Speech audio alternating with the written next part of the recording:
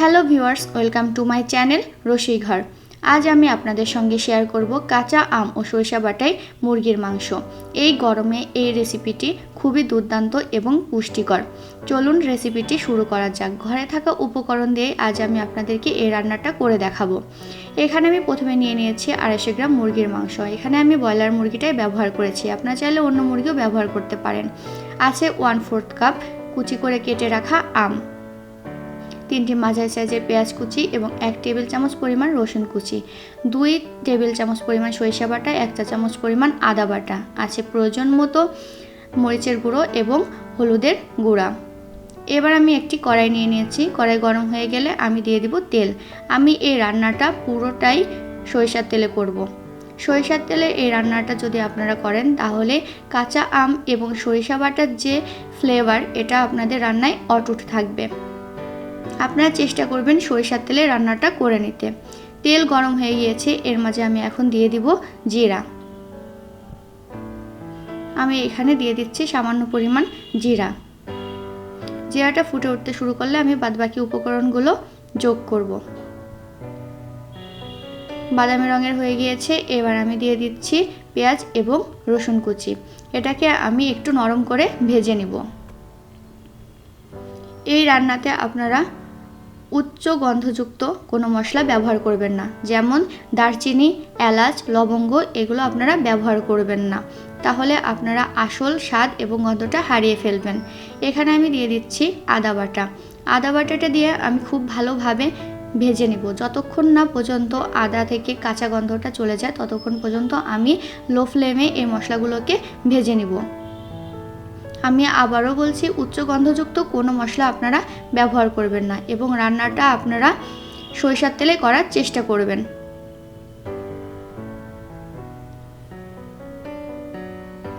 আমার ভিডিও যদি আপনাদের ভালো লেগে থাকে তাহলে আমার চ্যানেলকে অবশ্যই সাবস্ক্রাইব করবেন এবং পাশে থাকা বেল আইকনটি প্রেস করে দিবেন।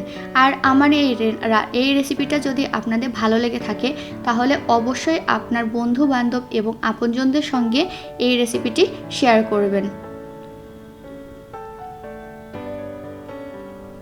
আদা থেকে কাঁচা গন্ধটা চলে গিয়েছে এবং পেঁয়াজটা খুব ভালোভাবে ভাজা হয়ে গিয়েছে। এবার আমি এর মাঝে যোগ করব মাংস।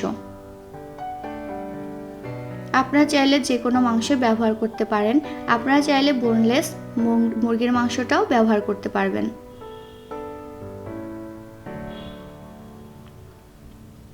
এবার আমি একটু নাড়াচাড়া করে ভালোভাবে পেঁয়াজটাকে একটু মাংসের গায়ে লাগিয়ে নিব।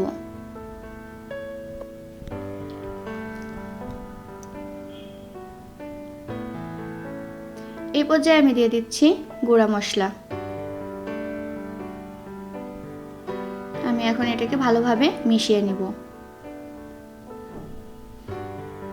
মিডিয়াম টু লো ফ্লেমে মাংসটাকে আমি কষিয়ে নিব।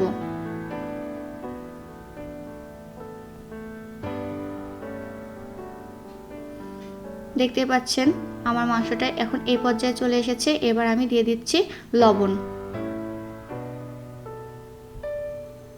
আপনারা চাইলে পেঁয়াজ ভাজি করার সময়ও লবণটা যোগ করতে পারেন।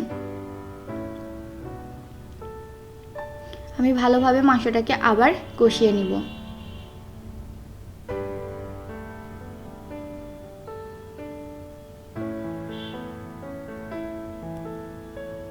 খুবই সহজে আপনারা এই রান্নাটা তৈরি করতে পারবেন। এই পর্যায়ে আমি দিয়ে দিচ্ছি সরিষা বাটা। মাংসটা একটু কষিয়ে নিয়ে তারপর আপনারা সরিষা বাটাটা যোগ করবেন। সরিষা বাটা দিয়ে আবার বেশ কিছুক্ষণ আমি মাংসটাকে ভালোভাবে নেড়েচেড়ে কষিয়ে নিব।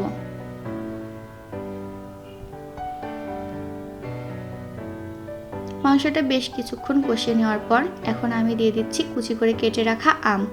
আপনারা যদি টক খেতে খুব বেশি পছন্দ না করেন তাহলে আম একটু কমিয়ে দিতে পারেন। আর যদি মনে করেন যে আরও একটু বেশি টক পছন্দ আপনার, তাহলে আমের পরিমাণটা বাড়িয়ে দিতে পারবেন। এটা সম্পূর্ণ আপনার রুচির উপর নির্ভর করছে, এখানে কোনো বাধ্যবাধকতা নেই।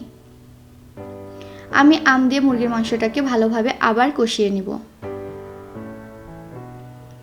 আমার মাংস খুব ভালোভাবে কষানো হয়ে গিয়েছে। এবার আমি দিয়ে দিব পরিমাণ মতো জল।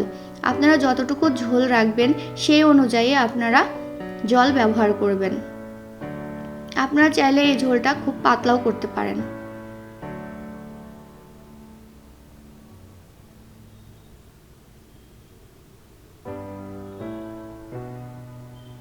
এখন আমি এটাকে ঢাকা দিয়ে রাখবো।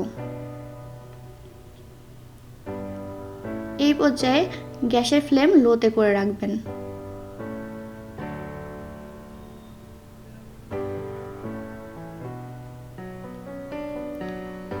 বেশ কিছু সময় পর যখন আমার ঝোলটা একটু ঘন হয়ে গিয়েছে তখন আমি ঢাকনাটা খুলে নিচ্ছি।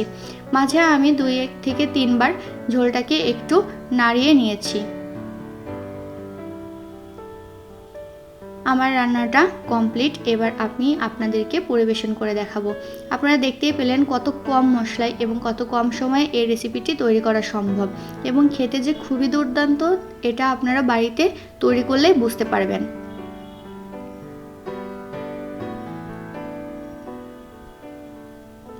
আমার চ্যানেলের ভিডিও যদি আপনাদের ভালো লেগে থাকে তাহলে আমার চ্যানেলকে অবশ্যই সাবস্ক্রাইব করবেন এবং পাশে থাকা বেল আইকনটি প্রেস করবেন। যারা কম মশলা খেতে পছন্দ করেন তারা এই রেসিপিটি অনায়াসে তৈরি করতে পারেন। আমার এই রেসিপিটি আপনাদের মনোযোগ সহকারে দেখার জন্য অসংখ্য ধন্যবাদ। এতক্ষণ আমার সঙ্গে থাকার জন্য এবং আমার ভিডিওটি দেখার জন্য আপনাদেরকে আমার পক্ষ থেকে অসংখ্য ধন্যবাদ।